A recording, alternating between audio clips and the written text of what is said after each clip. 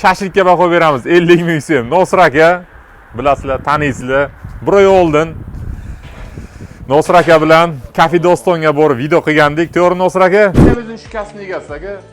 Ana shu go'sht uchun savollar vaqti ko'payib ketdi. Bu arzon ekan, bir porsiya 40 ming so'm ekan. Rasxodlari ham qoplamaydi degan savollar ko'payib ketdi. O'zlari Chef Power, hozir u tomonda ham bir qo'llari, bu tomonda ham bir qo'llari mehnat qilib, mana xalqqa addushi shashliklarni pishiryaptilar. Omadingiz bersin. Pet kollejda yoniga yangi filial ochdilar.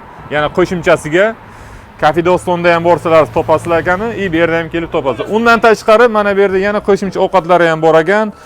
Tuxum tug'magan jo'jachadan. Yana shu tovuqni bir xil turlari. Yana frikadelka ham bor ekan, 20 ming so'm, 40 ming so'm va 60 ming so'm. Baho beringlar, hozir iftorlikka hali vaqt bordi, shu uchun tatib ko'rganimiz yo'q. Kelib tatib ko'raverasizlar. Ichkarini ham videoga olamiz. Qo'shimchasiga ana juda ham chiroyligina qilib